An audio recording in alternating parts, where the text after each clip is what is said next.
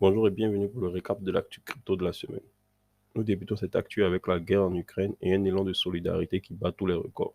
Depuis le début de la crise, la communauté s'est fortement investie dans la guerre en Ukraine, en exprimant sa solidarité par des dons. L'article Forbes s'est penché sur l'explosion des dons en crypto-monnaies pour aider le gouvernement ukrainien et les organisations qui soutiennent le pays. Le montant de ces dons aura dépassé les 52 millions de dollars. Le gouvernement ukrainien a même reçu un CryptoPunk dont le dernier prix de vente s'élevait à plus de 31 000 dollars. Le gouvernement a en outre ajouté le Dogecoin à sa liste, l'Ether, le Bitcoin et même le Polkadot. Les dons en crypto-monnaie pour soutenir l'Ukraine comprennent plus de 6,5 millions de dollars qui proviennent de différentes ventes aux enchères, dont un drapeau ukrainien en NFT basé sur Ethereum. Ce drapeau ukrainien serait le 10e NFT le plus cher qui ait jamais été vendu. Les premiers effets des sanctions économiques contre la Russie se font sentir. Comme on pouvait s'y attendre, la rigueur des sanctions imposées par la communauté internationale n'avait peut-être pas été prévue par Vladimir Poutine, qui mène sa guerre en Ukraine. Les conséquences se font en effet déjà sentir avec l'euro qui a perdu plus de 30% de sa valeur face au dollar, ce qui a affolé les différentes bourses qui ont dû faire pas mal de rectifications pour pouvoir rectifier le tir sur les marchés. On vous en parlait la semaine dernière, le projet Neon installe des distributeurs de NFT dans les rues de New York. Neon est une plateforme qui souhaite s'appuyer sur un nouveau public et changer le rapport de ses consommateurs à ses jetons Neon. Ils souhaitent démocratiser l'accès aux NFT, c'est en tout cas la volonté qu'ils affichent. Leur plateforme et leurs distributeurs sont ainsi devenus un premier style dans la ville. Cela pourrait facilement donner des idées à d'autres plateformes comme OpenSea pour copier cette stratégie de vente. La SEC encore impliquée dans un procès de blanchiment d'argent. La SEC a demandé un nouveau délai pour trouver le fondateur de BitConnect dans un rapport publié lundi. La Security and Exchange Commission indique que Satish Kumbhani, le fondateur de BitConnect, n'est toujours pas localisé et fait état de l'avancement des recherches en demandant un délai pour le retrouver. L'occasion de rappeler les faits sur une arnaque d'ampleur qui avait engendré plus de 2 milliards de dollars de pertes. Nous avons pu constater que les frais sur la blockchain Ethereum étaient au plus bas depuis quelques mois. Après le mois de janvier, les frais ont considérablement baissé sur la blockchain Ethereum. Cela est dû à l'émergence de nombreuses blockchains concurrentes plus abordables qu'Ethereum, ce qui a rendu le nombre d'utilisateurs sur la blockchain d'Ethereum en partie réduit. Il faut dire aussi que les frais de gaz exorbitants ont poussé les utilisateurs à se trouver d'autres solutions alternatives. Mais ce n'est pas la seule raison. Cela est aussi dû à la baisse du jeton ETH qui a perdu 45% de sa valeur, ce qui a largement contribué aux baisses des frais sur la blockchain Ethereum. Cependant, la mise à jour est toujours aussi tant attendue pour pouvoir résoudre les problèmes de gaz durablement et cette mise à jour est prévue pour le Q3 de cette année. Le géant du e-commerce eBay en proie à de grands changements. Selon son PDG Jamie Lannon, la plateforme de commerce en ligne eBay devrait bientôt accepter les paiements en crypto-monnaie, une initiative logique après le succès de l'intégration des tokens non fongibles en mai dernier. Selon ses dires, à partir du 10 mars, on devait voir la plateforme approfondir toutes ces choses, comme les paiements, la publicité, mais aussi le public cible.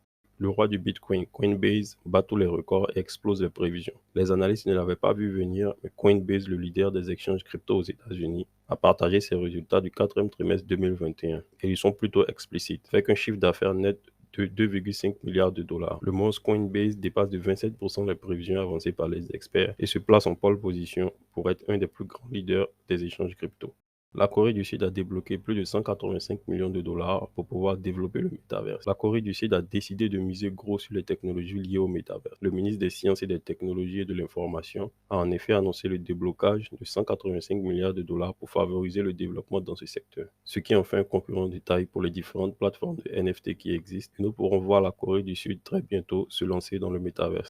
Mais il n'y a pas que la Corée du Nord qui se place en pole position pour le métaverse. Le géant L'Oréal s'y installe aussi à son tour. Le groupe a récemment annoncé un nouveau virage dans sa stratégie, celui du développement de la marque et de ses filiales dans le métaverse. Si L'Oréal lance enfin sa stratégie de déploiement dans le métaverse, le groupe n'en est pas à son coup d'essai, comme de nombreuses firmes qui évoluent dans l'univers du luxe. L'Oréal a bien compris l'intérêt de se lancer dans les NFT. En décembre dernier, le groupe a fait parler de lui en commercialisant 5 NFT, mettant les femmes en avant. Il est aussi suivi par le géant de e-commerce Rakuten, qui lance son propre market NFT. Rakuten est considéré comme l'Amazon du Japon. Il va lancer sa propre plateforme de marché dédiée aux tokens non fongibles. À l'heure actuelle, l'entreprise compte plus de 125 millions de clients à travers le monde. La firme Finari, une plateforme tout en un pour suivre vos performances en crypto-monnaie et autres investissements. Lancée en 2021, la fintech française Finari a développé un outil tout en un pour suivre l'ensemble de vos investissements. En y connectant vos différents portefeuilles, Finari centralise le suivi de vos performances en crypto-monnaie en un seul même endroit. Finari apparaît donc comme une plateforme révolutionnaire pour pouvoir suivre tous vos actifs pour mieux suivre l'évolution des marchés et l'évolution de vos portefeuilles.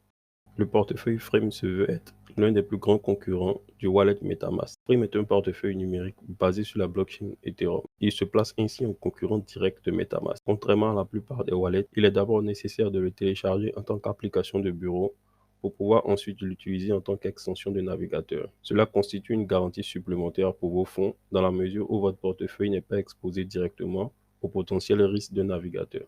Nous passons au deuxième volet de notre actu de la semaine avec les différents jetons que nous avons à vous proposer aujourd'hui. Le premier d'entre eux est Ecomi.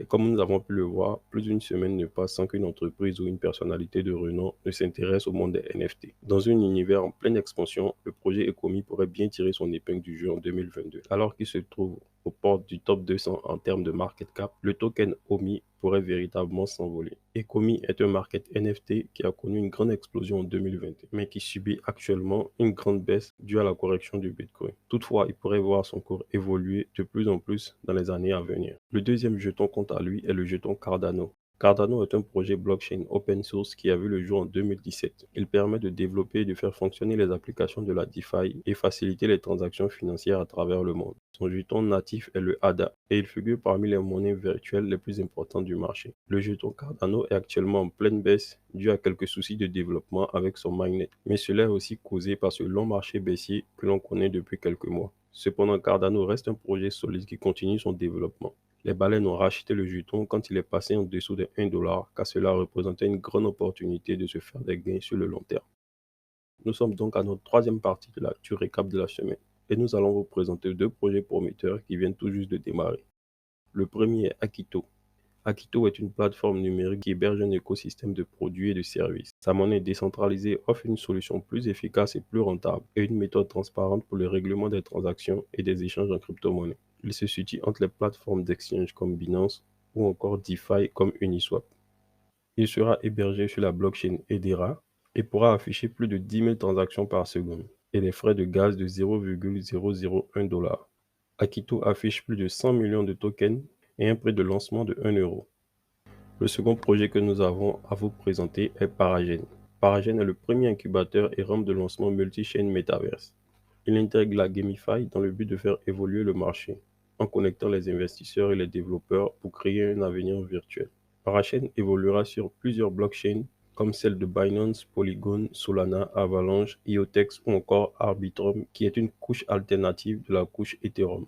Paragen se verra donc capable de lancer plusieurs projets sur plusieurs blockchains, ce qui le rendra incontournable dans le monde du métaverse. Paragen bénéficie entre autres d'une très grande communauté qu'elle peut afficher sur son compte Twitter. Paragen est un projet très soutenu et sa levée de fonds en est la preuve. Paragen a récolté plus de 3 millions de dollars en moins d'une semaine, ce qui est un véritable exploit. Son initial DEX offering a été l'une des plus réussies, car ils ont sélectionné eux-mêmes les différents portefeuilles qui pouvaient y participer. Aucune date de lancement du jeton n'est encore connue, mais ce projet dans ce monde du métaverse est à suivre du coin de l'œil. Et bien c'est la fin du récap Actu Crypto de la semaine. Merci de nous avoir suivis et on se dit à la semaine prochaine pour d'autres actus. N'oubliez pas de vous abonner à la chaîne pour ne rien rater de l'actu et aussi des projets innovants que nous vous partageons chaque semaine.